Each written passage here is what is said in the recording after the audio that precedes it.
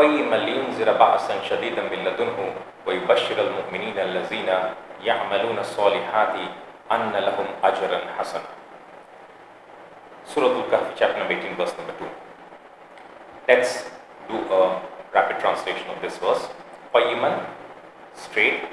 A better translation is standing upright. There are other words which are also required to capture the full connotation. Liyunzira, so that it warns.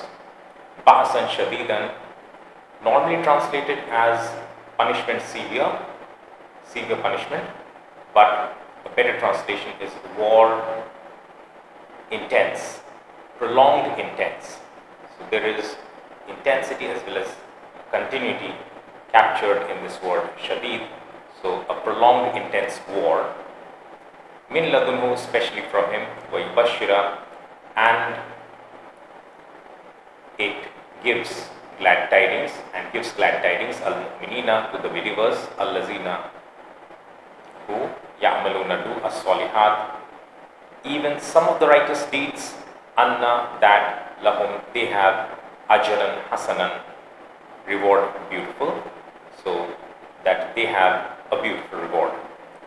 So that's the breakdown of the Arabic words and the English translation. So the full, the seamless translation, the rapid, the continuous translation would be something like this. Qayyim, straight, standing upright, so that it warns about a prolonged intense war, especially from himself, and gives glad tidings to the believers who do even some of the righteous deeds, that they have a beautiful reward. So this verse is relatively simple to understand.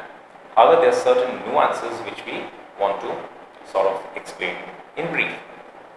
The first observation is that the word qayyiman, now this is a nominal sentence as opposed to a verbal sentence, and a nominal sentence is expected to be in rafa status.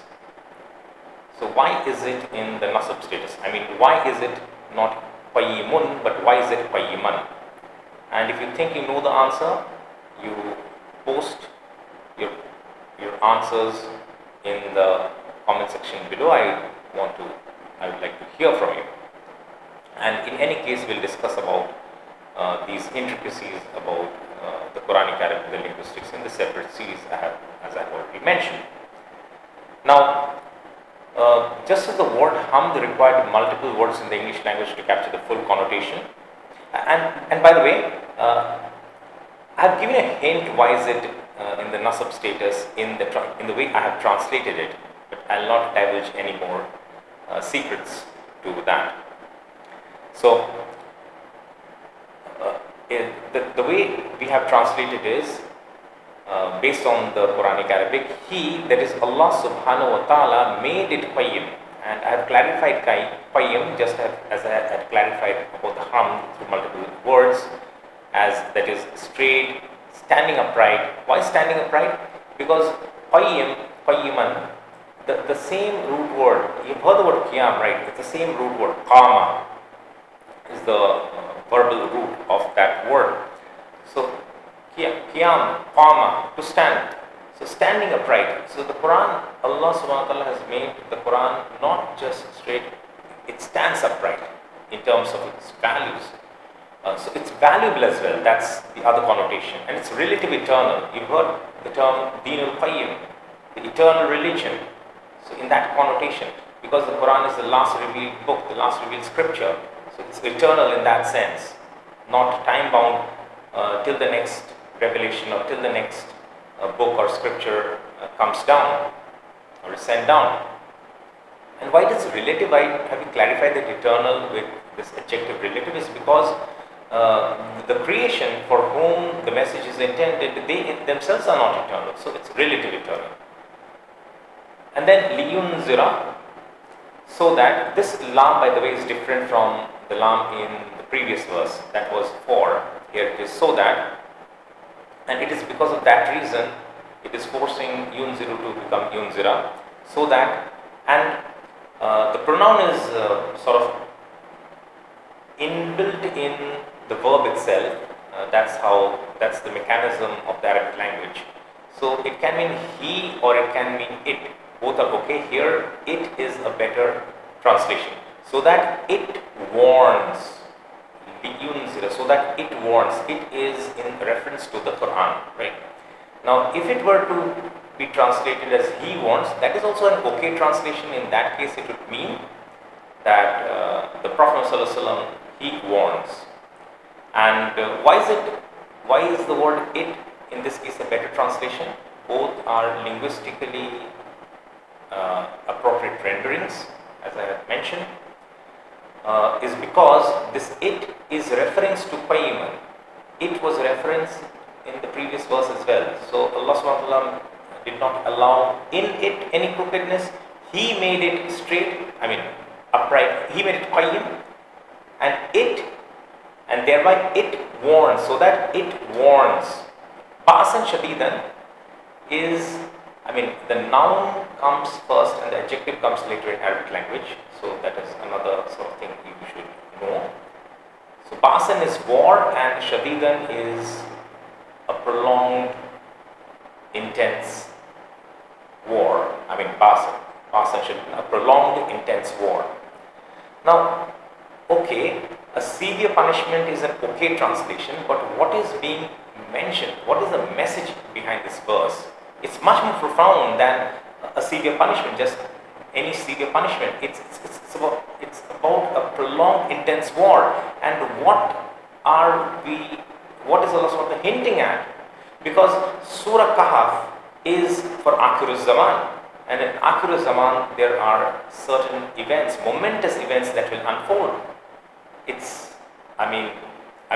Surah Kahf also protects from the fitna of the Dajjal, which is the greatest fitna of all times, and there are events which we are aware about, which will unfold in the last stage, in the end of times, in the end times. So this World War III is what is being hinted over here, and not just any severe punishment. Now, the gravity of the message is so much more multiplied, magnified. It's frightening. And we may call it by different names. We may call it al-Malhamatul Kubra, al-Malhamatul Uzma, or Armageddon, or World War III, whatever we call it by, doesn't matter. It's the severity, it's the intensity, it's the prolonged nature of that world war that is scary. Min ladun, especially from him, and that is coming from Allah Himself. Why? As a test, as a punishment for those who do wrong, are in the wrong. But for the others, وَيُبَشِّرَ, and gives glad tidings. Al-Mu'minina, to the believers, Allazina, who Yamaluna, do as-Solihat, righteous deeds. It's in the plural, but Solih, righteous, has two types of plurals. One is Solihatun and one is Solihatun. So the Solihat is used over here. So this is a sort of restricted plurality. So not a whole lot of things are expected. Allah is not expecting you to do a whole lot of good.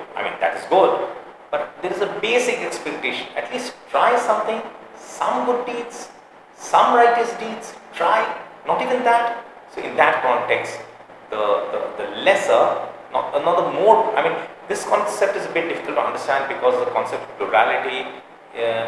English does not have different types of plurality, but Arabic it does have. So here it says, in this Solihat, in this there is this restrictive plurality, so to say. Even some of the righteous deeds, anna lahum ajrun hasana, that they have a beautiful reward.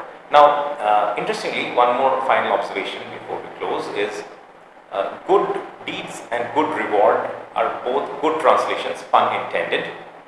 But if we were to translate it that way, a rapid reading would suggest that the same Arabic root word is behind the English word good in the two different times the word has been used. But this is not actually the case, and hence it is better translated as righteous deeds and beautiful reward. Beautiful as in hasanan. Right? So that is then some of the points that I thought we should highlight, and one point I have deliberately left for you to comment. If you know, that would be good. If you don't know, then that's totally okay. We will, in any case, talk about that in much more details. The Arabic construct, the Quranic Arabic, the linguistics in series 2. So we will do the rapid translation just one more time. He, that is Allah subhanahu wa ta'ala, made it qayyim, that is straight, standing upright, valuable and relative eternal, so that I think I missed one point. I think I did talk about it, that it can mean he, it can mean it. If it means it, then it is in reference to the Quran. If it means he, it is in reference to the Prophet ﷺ. But we can also, in a beautiful manner, in this case specifically, combine the two, so that he, by it, the Prophet ﷺ, by the Quran, warns. So that's a beautiful way to sort of combine both the different connotations which are possible because of the word of yunzira, because of the pronoun which is intrinsic, which can be translated he as well as it. It's a different. So let's read the translation once again. He, that is Allah subhanahu wa ta'ala, made it qayyim, that is straight, standing upright, valuable and relative eternal, so that he, by it, warns about a prolonged intense war, in reference to World War III, especially from himself, and gives glad tidings to the believers who do even some of the righteous deeds, that they have a due reward. That's it then with verse number 2, and we'll proceed with verse number 3.